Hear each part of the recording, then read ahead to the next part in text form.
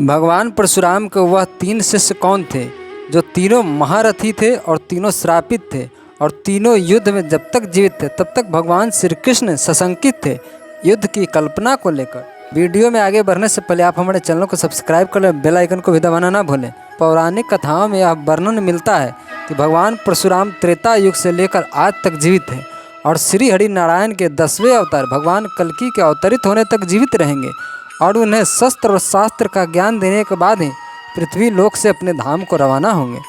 भगवान परशुराम अपने क्रोध के लिए मशहूर थे। अपने पिता के प्रतिशोध के लिए उन्होंने धरती को 21 बार रक्त रंजित कर दिया था। जब रक्तपात से मन ऊब गया तब वे महेंद्रगिरी पर्वत पर भगवान शिव का तपस्या करने चले गए।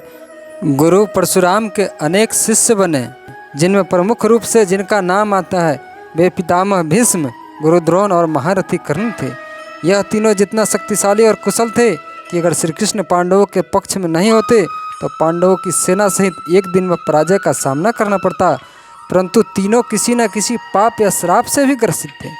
पितामह भीष्म महाराज शंतनु और गंगा के पुत्र भीष्म इतने अधिक शक्तिशाली थे, वे भगवान सूर्य और स्वयं अपने गुरु परशुराम से चुनौतीपूर्ण युद्ध किया था और पराजित भी नहीं हुए थे।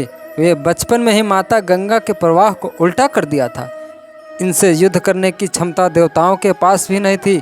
ग्रंथ में वर्णित कथाओं के अनुसार पूर्व जन्म में एक सर्प को झाड़ी में फेंकने के कारण वह सर्प एक कांटेदार झाड़ी में फंस जाता है और उसका शरीर कांटों से बिध जाता है। वह सर्प श्राप देता है कि जिस तरह मैं कांटों से बिधकर अपने प्राण त्याग रहा हूँ उस प्रकार तुम भी तड़प कर मरोगे। और दूसरा श्राप अम्बा का प्रतिशोध था। गुरुद्रोण पांडवों और कौरवों को प्रशिक्षित करने वाले गुरुद्रोण भी भगवान परशुराम के शिष्य थे।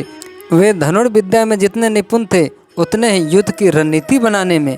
उनके बनाए रणनीति से असाधारण योद्धा का निकलना नामुमकिन था। वे कौरव और पांडवों को शिक्षित करने के लिए वचनबद्ध नहीं होते तो महाभारत युद्ध के समय अर्जुन कर्ण जैसे ना जाने कितने धनुर्धर होते। गुरुद्रोण और महाराज द्रुपद गुरुकुल के साथी थे। एक बार द्रुपद ने द्रोण को अपमानित किया। अपने अपमान का बदला गुरुद्रोण ने अपने शिष्यों के माध्यम से लिया। उस अपमान के प्रतिशोध स्वरूप द्रुपद ने एक ऐसा यज्ञ किया जिसकी अग्नि से गुरुद्रोण का काल उत्पन्न हुआ और युद्ध के बीच में धृष्टद्युम्न ने सर काटकर उनका वध कर दिया था। महारथी कर्ण जिसने जन्म के साथ ही दुत्कार उपेक्षा का दंश झेला, जन्म लेते माँ ने त्यागा, कुछ बड़ा हुए तो गुरुकुल के शिक्षकों ने त्यागा। युद्ध में जब शस्त्र विद्या की सबसे ज़्यादा जरूरत थी तब वह विद्या ने कर्ण को त्यागा। स्वयंवर में प्रेम ने त्यागा। फिर भी ना हार मानने वाला कर्ण अपना गुरु स्वयं भगवान परशुराम को चुना और अपने कर्तव्य से भगवान परशुराम का सबसे प्रिय शिष्य बन गए और गुरु परशुराम ने अपने खजाने का सब दिव्य ज्ञान प्रदान कर दिया।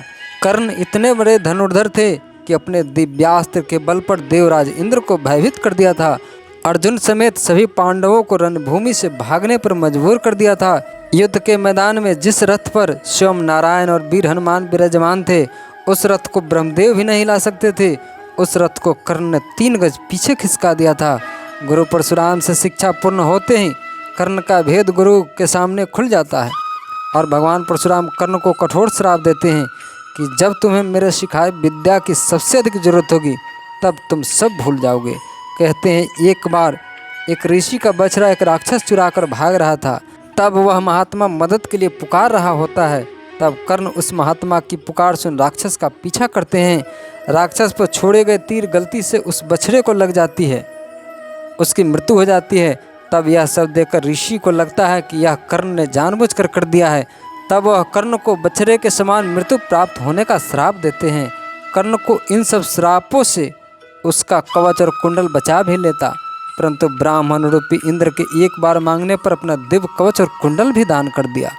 कर्ण जब जान जाते हैं कि पांडव मेरे अपने भ्राता हैं तब वे उनके नाम अपने प्राण लिख देते हैं और सदा पांडवों की विजय श्री की कामना भी करते हैं। कर्ण के मृत्यु के बाद जब पांडवों को पता चलती है कि कर्ण उनके सगे भ्राता थे तब वे इसे गलती नहीं पाप समझते हैं। तब भगवान श्री कृष्ण कहते हैं ऐसे भ्राता के मौत पर शोक नहीं, गौरवान्वित होना चाहिए। दोस्तों हम आशा करते हैं आपको यह वीडियो पसंद आया होगा, तो कमेंट कर बताएं और चैनल पर नए हैं तो चैनल को सब्सक्राइब करें, लाइक करें, वीडियो को शेयर करें। तो मिलते हैं एक नई कथा एक नई जानकारी के साथ। तब तक के लिए जय श्री कृष्ण।